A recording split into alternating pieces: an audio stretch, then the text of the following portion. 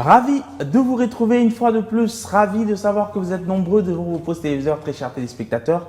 Bonjour ou bonsoir, ça dépend de l'heure à laquelle vous nous suivez. Je suis Yoshimbunga, votre présentateur. Chaque semaine, nous nous retrouvons sur ce plateau pour passer de moments magnifiques, de moments de partage, de moments de profondeur, de moments d'éducation, d'apprentissage, de découverte, bref, de moments en tout cas qu'il ne faut pas rater. Donc je vous prie de pouvoir vous accrocher pour passer 45 minutes de bonheur. Sur ce plateau, chaque semaine, j'ai des invités, une équipe de co-présentatrices. Aujourd'hui, j'ai une invitée et une co-présentatrice, mais pas n'importe quelle invitée. En tout cas, vous allez découvrir tout à l'heure. Mais place un peu pour moi de faire découvrir qui sont sur ce plateau. Comme vous savez, le public ne manque jamais à ce rendez-vous. Donc, je vais faire comme d'habitude, c'est de pouvoir dire à tout le monde sur ce plateau de pouvoir acclamer, mais pour sa présence. Est-ce qu'on peut applaudir un peu plus fort? Et donc, partout où vous nous suivez, sachez très bel et bien que Bibi One, la femme par excellence, vient de débuter et nous allons nous plonger en tout cas dans une histoire inspirante, une vraie histoire. Oui, nous allons ensemble la découvrir tout à l'heure. Je suis pas seul à la co-présentation comme je disais tout à l'heure, je suis avec une de mes co-présentatrices. Elle, c'est Betty Hermès. Bonjour. Bonjour Yoshi. Boni. Kitoko. Boni. Hermès, Hermès. Ah, est-ce qu'on peut l'applaudir quand même? Il fallait aux à la table Betty au cassol. Je disais que vu que c'est Betty Hermès, pas simplement Hermès, du coup c'est mélangé de l'africaine aussi de l'occidentale. Vraiment. Alors ça va? Oui, ça va vraiment. Et vous? Bien habillé. Hein? Merci. Alors je disais que aujourd'hui nous avons une dame sur ce plateau. Oui, nous avons une dame, comme vous l'avez dit au début, pas n'importe quelle invitée. Alors, je vais commencer par le présenter avec cette, moi j'ai dit c'est insolite. Alors, c'est la première unique femme congolaise diplômée de la prestigieuse École nationale d'administration française, ENA. Elle s'appelle Madame Godelive Elisabeth Longi Bandekela. Elle est chercheuse, écrivaine aussi, directrice de politique publique de l'Institut de sciences pour Paris. Et le reste de sa présentation, comme je vous ai dit qu'elle a beaucoup de casquettes, je pense qu'elle pourra plus en parler, plus ajouter sur sa présentation. Alors, Madame Godelive, bonjour. Bonjour. Vous allez bien? Ça va bien et merci de m'inviter sur votre plateau. C'est nous qui sommes honorés pour votre présence ici. Je lisais votre parcours et j'avais l'impression que juste avec votre parcours, on pouvait en faire un livre. Oh. Est-ce qu'on peut acclamer pour notre invité? Alors moi, avant de pouvoir revenir un peu sur votre parcours, j'aimerais savoir, quand on veut expliquer qui vous êtes, qu'est-ce qu'on redit? Parce que c'est 1000 phrases, mais elle n'a dit que 2. Est-ce qu'on peut avoir peut-être encore plus de vous? De mon parcours, de ma vie de tous les jours ou bien de mon nom? Je préfère mon nom parce que chez nous, dans mon territoire, on commence toujours par le nom. Ah oui, ah oui. Oui. On nous identifie par le nom. Exactement. Et pour prendre parole en public, vous devez vous présenter. D'abord vous présenter parce que tout le monde n'est pas, tout le Est-ce monde qu'on n'est peut pas acclamer? autorisé. Tout le monde n'est pas autorisé. Donc je suis Godelive Elisabeth Longi Bandekela. Godelive, c'est en flamand. Okay. Bon, c'est un nom que mes parents, un prénom que mes parents ont choisi, qui veut dire aimer de Dieu. Et Elisabeth, comme mes amis le disent, like the Queen. Elisabeth, c'est le prénom de ma grand-mère, qui était une princesse. Elisabeth, oui, Godelive Elisabeth Bandekela. Et Longi, c'est mon nom patronymique, qui veut dire la rage. Oui. Et je suis Godelive Elisabeth Longi. Et pour les intimes, c'est Godé Gel. Gel. On l'acclame encore. Alors, votre parcours, En quelques mots, en quelques phrases, nous n'avons que 45 minutes, il y a beaucoup à dire dans cette émission. Quand on demande un peu de vous définir, votre parcours, qui est Madame Godlieve? Je suis juriste fiscaliste, expert en gouvernance et expert en politique publique. Et je suis congolaise, de père et de mère. Et je m'intéresse beaucoup à la recherche et aux réformes. Je suis réformiste. J'ai fait beaucoup de réformes dans ma vie et plutôt dans le secteur public. Réforme fiscale, réforme de l'administration publique et beaucoup d'autres réformes. C'est ça ma passion. Moderniser, changer, faire évoluer. On sent que vous ne voulez pas plus sortir. En fait, quand on parle de vous, j'avais l'impression comme si on parlait de toute une famille. Comme si on parlait des 10 personnes. Parce que le parcours est tellement immense que Poso Kabelanga attend moi passer à parcours naïo. Bon, aujourd'hui... Alors, vous avez un master 2 en politique publique. Oui. Vous avez encore un master en administration. Administration fiscale, finances publiques. Ok. Et vous êtes passé à la prestigieuse école française ENA, où vous avez appris quoi? J'ai appris beaucoup de choses parce que pour moi, c'est pas une collection de diplômes. C'est pas comme mes collègues qui m'ont surnommé la femme aux 1000 diplômes. C'est pas vraiment ça. Moi, c'est une collection de connaissances. Parce que chaque diplôme correspond à une étape de ma vie, à un travail que j'ai eu à faire, quelque chose que j'ai eu à donner à l'État congolais. Donc pour faire les réformes fiscales, il fallait connaître quand même les réformes, connaître les évolutions en matière de finances publiques, connaître comment on gère, comment les contribuables se comportent aujourd'hui. Et pour faire la réforme de l'administration publique, il fallait passer par l'ENA. Il faut comprendre le fonctionnement de l'État, il faut comprendre la fonction publique, l'évolution de la fonction publique, qu'est-ce que l'usager de la fonction publique demande aujourd'hui. Pour tout ça, il fallait apprendre, se remettre en question, apprendre et évoluer. Mais aussi, je suis une femme, j'ai resté une femme. Et vous savez que le monde aujourd'hui est confisqué par les hommes. Et les hommes qui sont impitoyables. Donc il fallait me mettre au même niveau que les hommes pour les affronter sur leur propre terrain. Donc c'est ça en fait mon parcours, ma vie de tous les jours et mes défis, si je me permets. Très bien. En parlant du fonction publique, vous avez été directrice de cabinet aux fonctions publiques? Oui, directrice de cabinet du ministre de la fonction publique. C'était... j'étais technicienne plutôt. Le ministre avait besoin d'un administratif, de quelqu'un pour relancer la machine de la réforme de l'administration publique. Et c'est à cette occasion que nous avons préparé ensemble le plan stratégique révisé. Et j'ai été désignée aussi chef de projet ENA.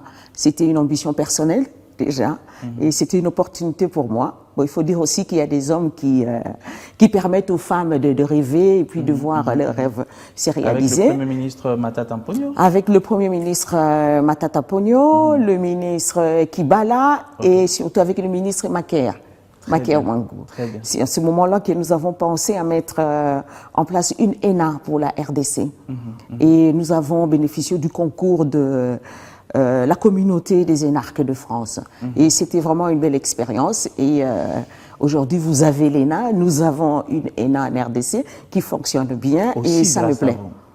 Bon, je ne peux pas dire que c'est grâce à moi comme tel, parce que j'avais toute une équipe autour de moi. Est-ce qu'on peut applaudir la modestie de madame?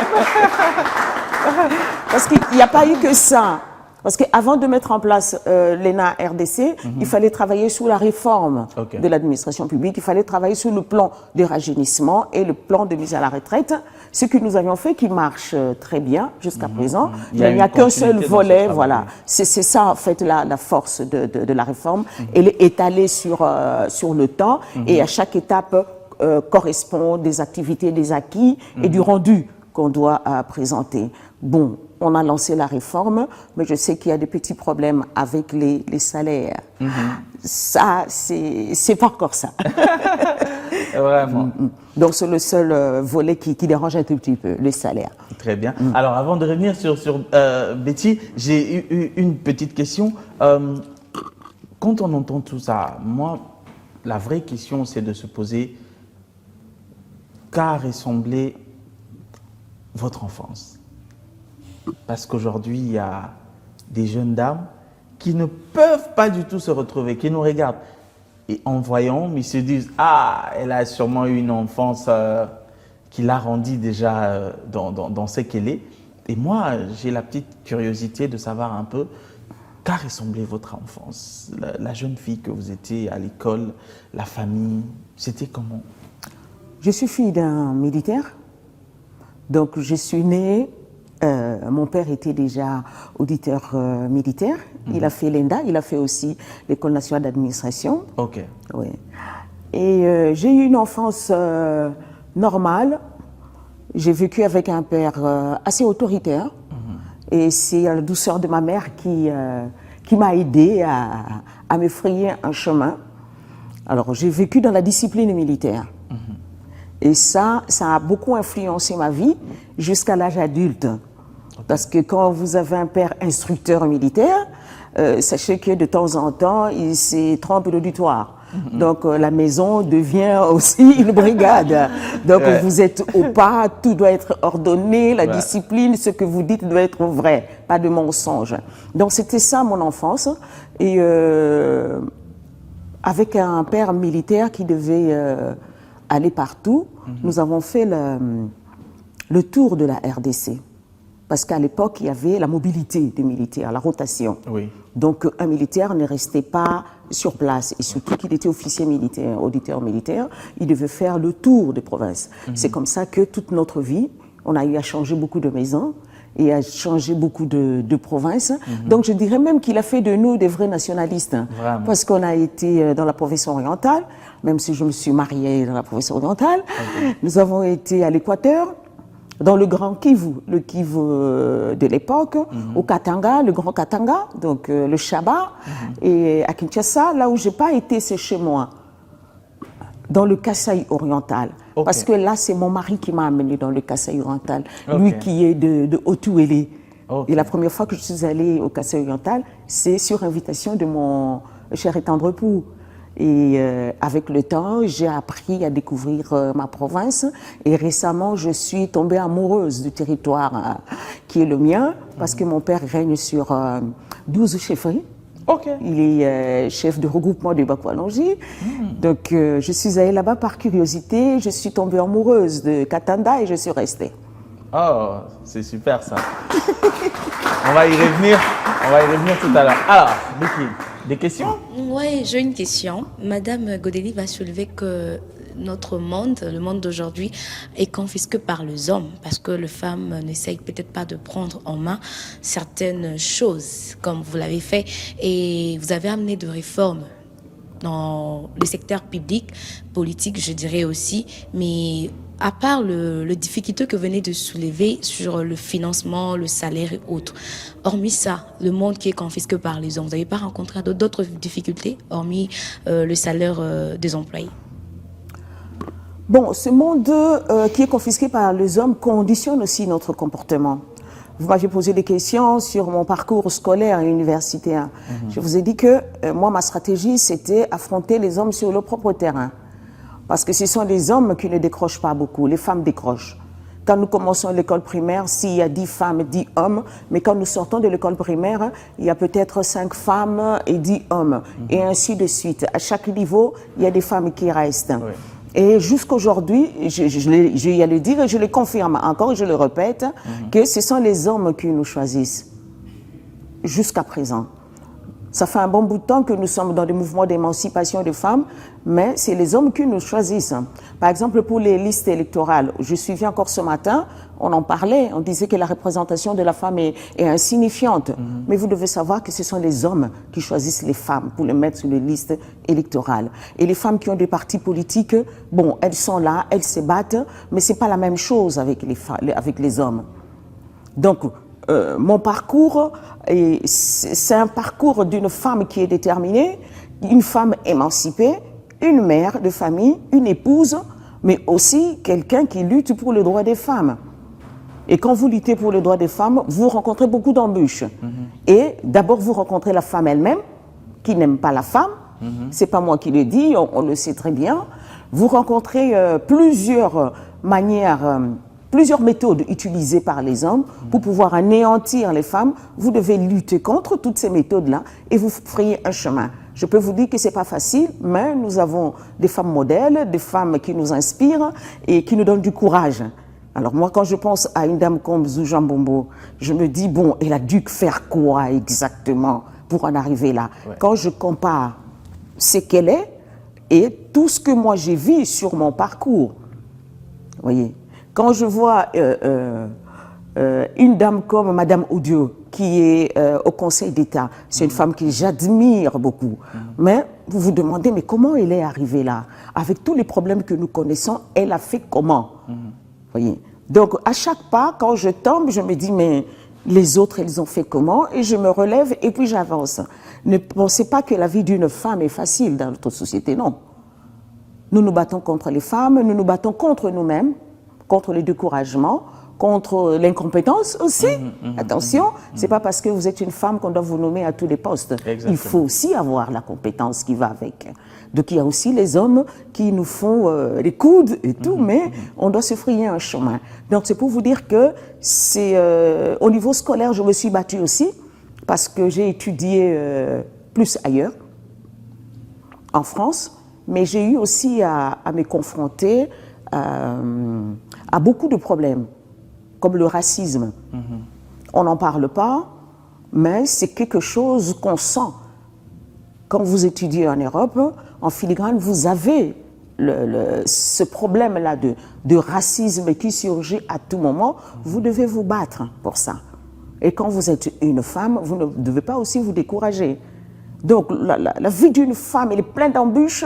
Donc quand vous voyez une femme émerger, il faut beaucoup l'encourager.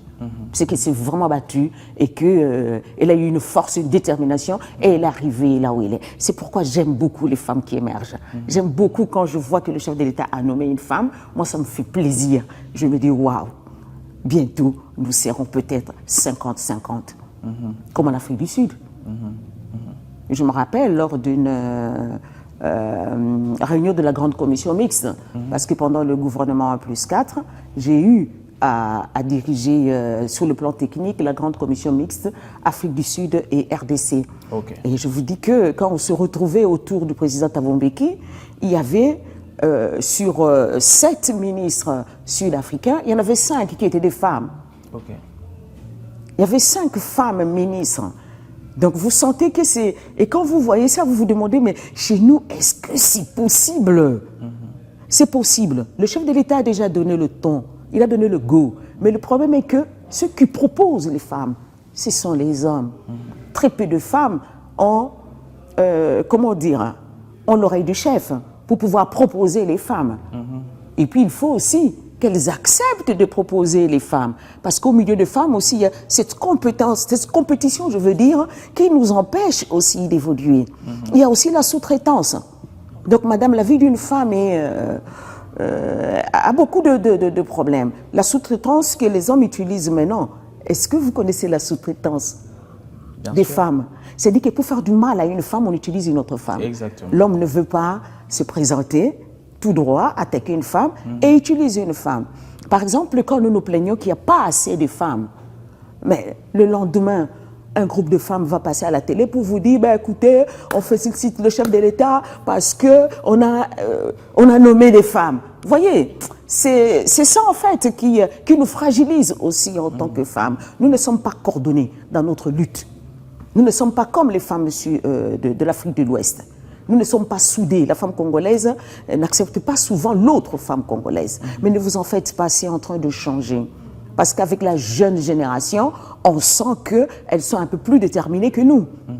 Aujourd'hui, quand je vois la génération montante, je vois ce qu'elles sont en train de faire en termes d'entrepreneuriat, en termes de communication. Je me dis, ben, écoutez, les jours qui vont venir, nous sommes obligés de nous mettre à niveau pour pouvoir affronter ces femmes-là sur le terrain.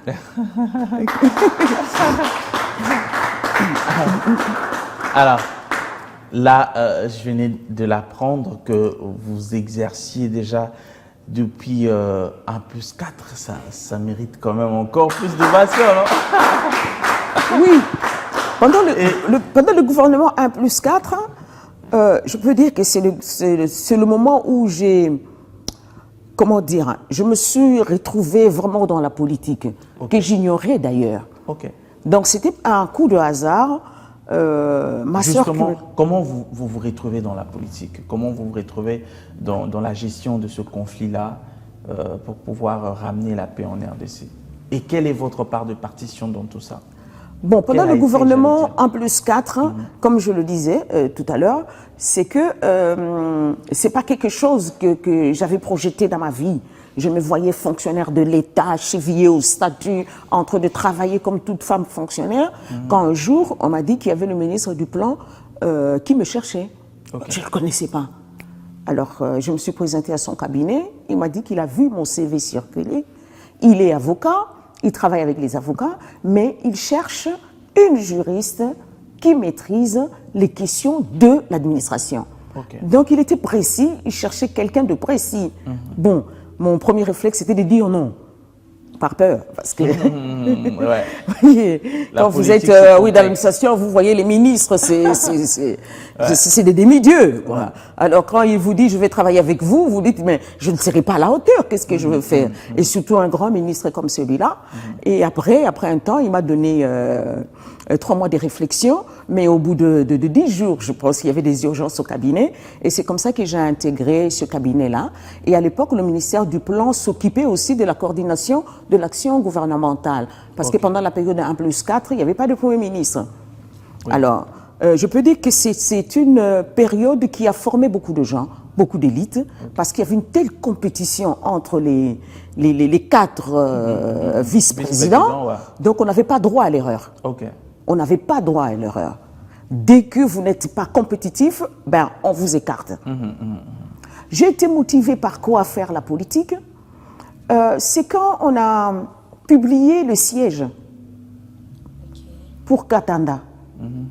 On est passé de 2 sièges à 1 siège. Et c'est le 2e grand territoire du Kasaï oriental. Je vous dis que j'ai fait des tours partout, j'ai secoué tout le monde. Tout le monde alors que ce n'était qu'un projet de loi. À un moment donné, je me suis demandé, mais je suis seule. On ne peut pas faire on peut pas mener une révolution seule. Mon problème, c'était arracher un autre siège, si pas 2 sièges, pour que, au niveau de l'Assemblée, que nous soyons vraiment représentatifs. Oui, parce que c'est plusieurs communautés qui font un arc de cercle et qui prennent presque toute la province du Kasaï oriental.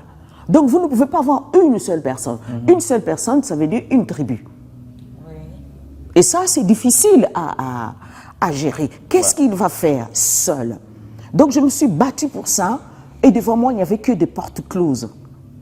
Alors, je vais vous étonner. Je suis candidate chez moi, mais nous sommes 50.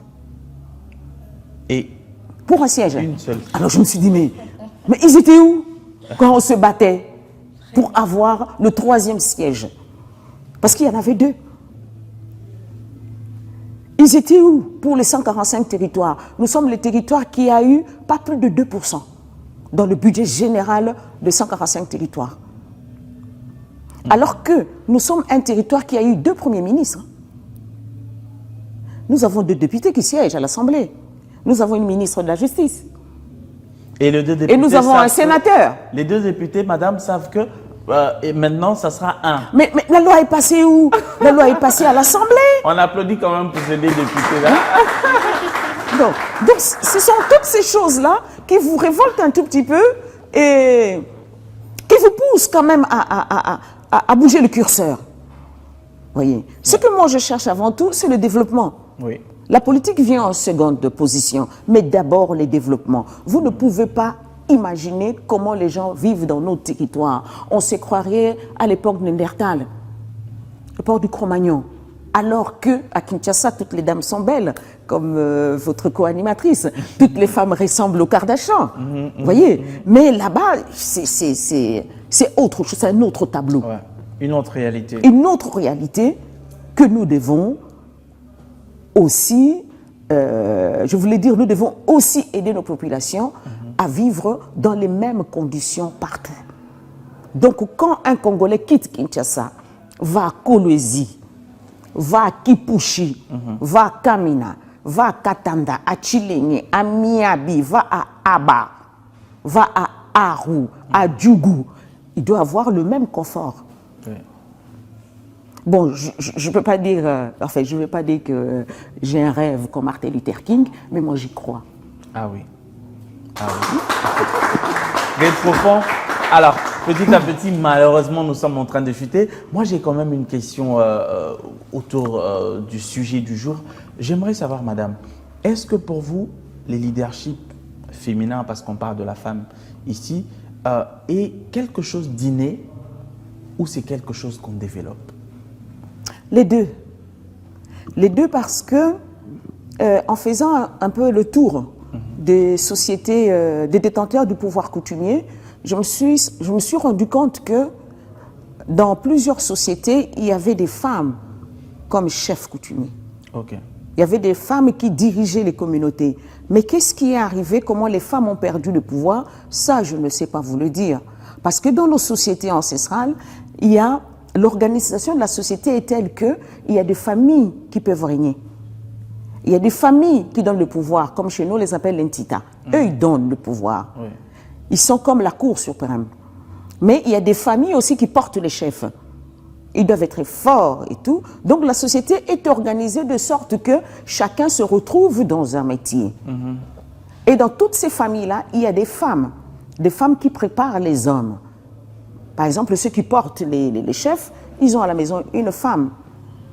Mais chez nous aussi, il faut dire qu'il y a deux tableaux. Il y a le tableau de la ville aujourd'hui, avec le développement et l'évolution de la société, et il y a le tableau de la vie au niveau coutumier, au niveau de nos villages, au niveau de nos coutumes.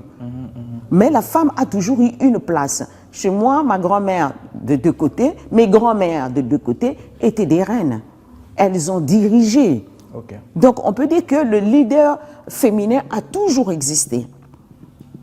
Et quand on prend l'époque coloniale, il y a des femmes qui ont été privilégiées aussi, comme Sophie Kanza.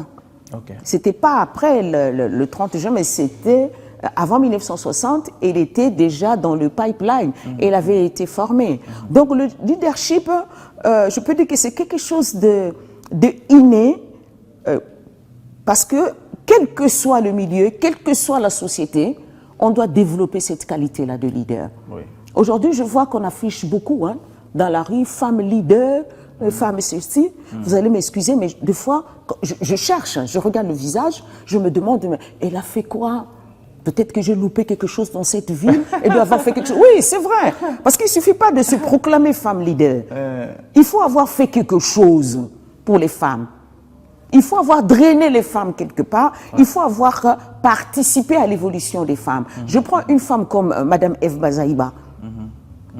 Cette femme a révolutionné beaucoup de choses. Ouais. Elle était dans la Ligue des mamans dans l'UDPS. Elle a quitté l'UDPS pour être secrétaire générale du MLC. Et elle a tenu la tête pendant toute l'incarcération de Jean-Pierre Mbeba à la Haye. Donc on devait compter sur Madame Eve Bazaïba. Et ce n'était pas facile pour elle. Oui. Elle était une femme. Elle devait diriger les hommes et négocier à la table avec les hommes. Ça, c'est une femme leader. Quand je prends notre génération, Chantal Moulop, je suis ses déplacements. Je suis ce qu'elle fait avec les femmes. Mais vous sentez que c'est une femme leader. Elle est là, elle s'assume. Il y a beaucoup de femmes comme ça. Mais il y a aussi les femmes qui sont dans l'ombre. Celles-là, on ne les connaît pas. on parle très peu de ces femmes-là, mais elles travaillent beaucoup, surtout dans nos administrations. Le grand problème du leadership chez la femme, c'est d'abord la reconnaissance du travail de la femme. Le travail de la femme n'est pas reconnu. Est-ce que vous savez que la personne qui a lancé la réforme de la fonction publique, c'est une dame, Madame Ange, mais qui malheureusement a eu de problèmes parce qu'elle touche beaucoup de primes. Vous voyez, elle a eu des problèmes avec l'IGF parce qu'elle touche beaucoup de primes. Pas pour autre chose, hein, parce qu'on considère qu'elle touche beaucoup de primes. Est-ce qu'elle touche plus que les hommes? Non. Oui. Donc il y a des hommes qui se sont mis ensemble pour dire non, cette femme-là, elle touche quand même beaucoup. On doit la corriger, on l'envoie en prison. Ça, ce sont les problèmes que nous rencontrons, nous, en tant que femmes. Et il y a beaucoup de femmes comme ça, que vous ne connaissez pas, mais qui ont révolutionné les choses. On a commencé la réforme des finances publiques avec des femmes, mais on n'en parle pas. On parle plutôt des hommes qui sont venus après. Donc le leadership chez la femme existe. Il est inné et puis il est développé. Il ne suffit pas d'avoir... Pour reconnaître un leadership, il doit émerger, il doit sortir.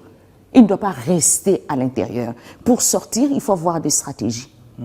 C'est ça, en fait, le problème de la femme et de son leadership, entre guillemets. Très bien, merci. Alors, on va prendre la toute dernière question, oui, très courte d'ailleurs. Très courte, oui. Voilà, avant de chuter avec cette émission. Je lis dans votre présentation que vous êtes aussi conférencière.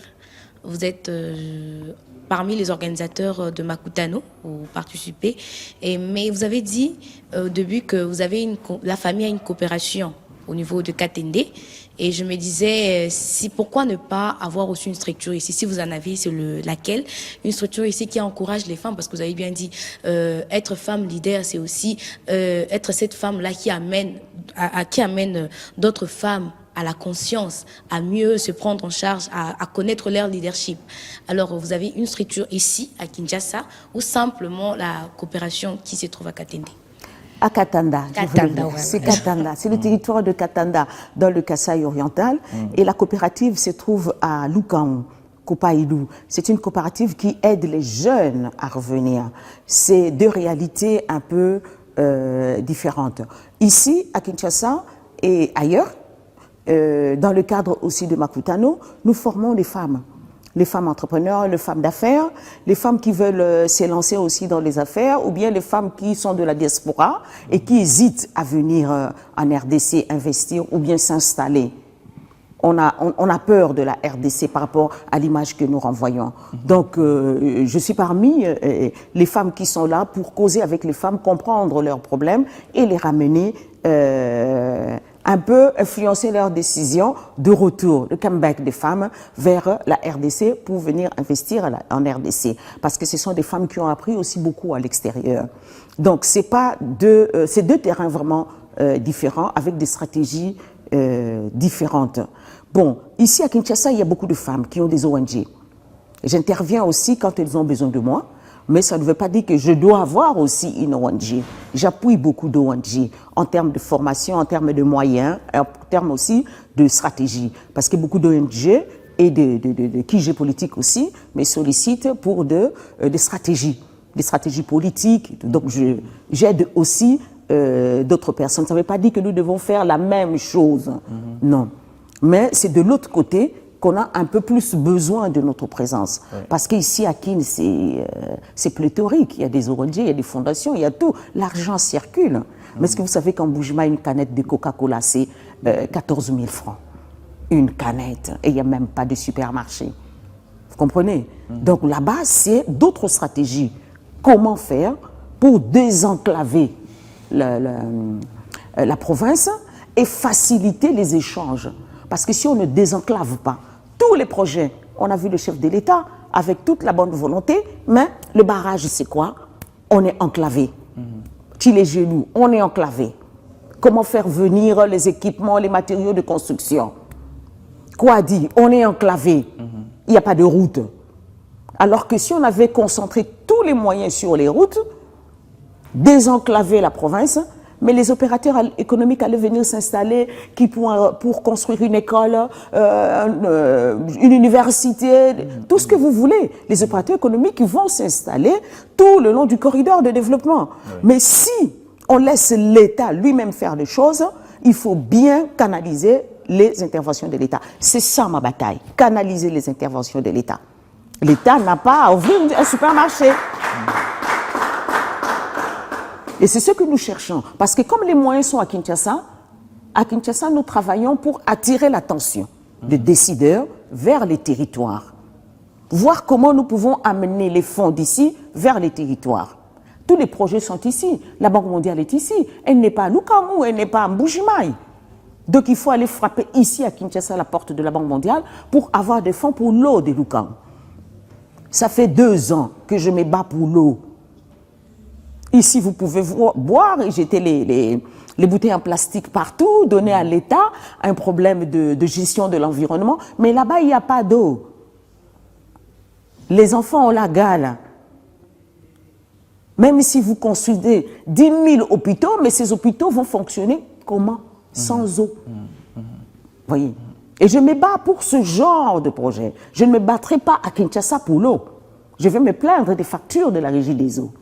Mais je ne vais pas me battre pour avoir de l'eau. Je peux acheter de l'eau quelque part ici. Il y en a dans des bouteilles, on les vend moins cher. Mais là-bas, il n'y a pas d'eau. Donc vous comprenez que c'est là-bas qu'il faut beaucoup travailler. Quand un étranger arrive, il ne doit pas s'arrêter à Kinshasa. Il doit se dire, bon, je vais aller à Likasi. Je vais aller à Lukamu. Je vais voir la pierre de Lukamu. Je vais voir les chutes de Lukamu. Parce que nous avons un beau paysage là-bas. Je vais voir le Ndunga. C'est un arbre qui a été très exploité pendant la colonisation belge. Okay. Voyez. Donc tout ça, les gens doivent savoir où aller. Mais pour qu'ils y aillent, il faut des routes, il faut des enclavés. Quand je vais en Belgique, je ne reste pas à Bruxelles. Je vais à l'intérieur de la Belgique. Quand je vais en France, je ne reste pas à Paris. Je peux aller à Lyon. Je vais à Marseille. Et je me sens à l'aise quand je suis à Marseille. Je me sens à l'aise quand je suis à Montpellier, comme si j'étais à Paris. Moi, c'est tout ce que nous cherchons aujourd'hui pour le développement de nos territoires. Qu'il n'y ait pas trop de gens, il y a trop de concentration à Kinshasa. Vous voyez les Wewa, je les interroge de temps en temps pour savoir qu'est-ce qu'ils font, mais ils sont malheureux. Vous pensez peut-être qu'ils sont heureux d'être à Kinshasa. Non, ils sont malheureux. Ils restent nostalgiques de leur Mbujimaï natal. Là, ils pouvaient manger le foufou tranquillement en famille, avec les amis, avec tout un rituel pour manger le foufou. Parce que là-bas, le foufou ne se mange pas n'importe comment. Il y a tout un rituel que j'ai découvert. Vous voyez, tout ça, ils aimeraient bien vivre cette vie-là. Ils sont mal logés à Kinshasa, ils vivent très mal, mais ils doivent subvenir aux besoins de leur famille. Pourquoi ne pas développer les territoires? Pour que tout ce monde-là travaille, pour que tout ce monde-là puisse avoir du travail d'abord, et des rêves. Parce que dans les territoires, on a volé les rêves. Ils n'ont plus de rêves. Ils ne pensent qu'à sortir. Donc c'est ça en fait ma lutte. C'est pas seulement rester à Kinshasa, mais utiliser Kinshasa pour développer les territoires. Alors, très très bien dit. Malheureusement, on me montre que nous avons atteint vraiment la limite du temps. Mais nous n'allons pas finir sans que vous puissiez passer un mot à la jeune femme qui vous regarde aujourd'hui. Vous avez la caméra en face de vous. Il y en a beaucoup qui rêvent aujourd'hui être comme vous. Elles sont sûrement inspirées déjà par votre parcours. Je vous dis rapidement que quand nous avons publié sur ce que vous êtes, beaucoup voulaient venir vous rencontrer en face. Malheureusement, depuis 24 heures, nous vivons un problème de réseau. Oui, avec un opérateur. Oui. Exactement, donc on n'a pas pu synchroniser vu qu'il y a ce problème-là. Mais au moins, elles vont vous suivre. Donc vous avez cette caméra. Je dois m'adresser aux femmes. Aux jeunes femmes. Aux jeunes femmes. Voilà. Je qui ont leur vie m'adresserai devant elles, qui veulent être Madame Gottlieb. Je m'adresserai aux jeunes femmes et aux jeunes hommes. Ok. Parce que les deux doivent apprendre à évoluer ensemble, à se soutenir. Si Madame Longy est Madame Longy aujourd'hui, c'est aussi parce qu'il y a eu des hommes qui m'ont soutenu. Le premier, c'est celui qui m'a encadré pour que je puisse présenter mon dossier pour Paris-Dauphine. C'était très dur. Donc, dans mon parcours, j'ai rencontré aussi des hommes bien, des hommes qui ont cru en moi, malgré le fait que c'est eux qui tiennent tout, mais ils ont voulu intégrer une femme. Ça, c'est très important. Ça, c'est un message que je lance aux jeunes hommes. Il ne faut pas avoir peur de la jeune femme. Il ne faut pas la considérer comme une concurrente. Il faut la considérer comme une partenaire. Il faut la considérer comme une compétence. Du côté de jeunes filles, je vous demanderai de ne pas trop décevoir. C'est vrai que j'aime les jeunes filles belles, bien habillées, j'aime les couleurs et tout. Et elles m'attirent facilement, les jeunes filles qui sont bien habillées et tout. Mais il y a quelque chose de très important qu'on doit trouver chez la jeune fille, c'est l'intelligence. L'intelligence de réussir sur les deux tableaux. Le tableau de la famille en tant que femme et le tableau de la compétence, donc de la citoyenne qui a droit à la vie, qui a droit à se positionner, qui a droit à l'épanouissement. Et ne jamais vous décourager. Cherchez toujours l'excellence. Quand vous êtes quelque part, quand vous avez travaillé, cherchez toujours à compléter votre formation. Toujours compléter votre formation parce que la satisfaction conduit à la stagnation. Si vous êtes satisfaite, oui, voilà, moi je suis bien, j'ai fini à l'IPC, j'ai ma licence, mais vous restez au niveau licence. Et après, il y aura d'autres qui iront au niveau master, au niveau doctorat. Vous voyez que vous allez régresser. Donc, il faut toujours vous remettre en question, vous former et surtout affronter les hommes sur leur propre terrain. Merci beaucoup, Madame Godelive, pour cette émission inspirante et pour tout ce que vous avez dit. Ça a été un énorme plaisir de vous avoir sur ce plateau. On espère vous réavoir le plus vite possible. Peut-être une dédicace à papa ou peut-être à mon cher et tendre époux, il m'a beaucoup soutenu. Okay. C'est mon premier soutien et je vous ai dit tout à l'heure que c'est lui qui m'a amené chez nous. Il est de Otuélé, de Aba, je ne sais pas si vous connaissez, c'est entre Ituri, le Soudan, l'Ouganda, la RDC, les Bari speakers, les Kakwa. Et moi, je suis du Kasaï oriental. Vous imaginez que c'est lui qui m'a amené chez moi pour voir ma famille et connaître chez moi. Donc, c'est vraiment... Elle en parle avec passion. Ah oui, c'est mon ami de tout le temps. Alors, ça a été un plaisir de passer ces 45 minutes de bonheur avec vous. Rien à dire, en tout cas, tout a été déjà dit. Rien à ajouter. J'espère que vous avez été inspirés et que vous avez compris qu'on est capable de développer ces pays quand on a la volonté et on s'y met.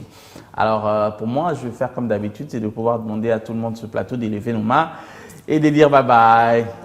Au revoir. On s'acclame. Au revoir.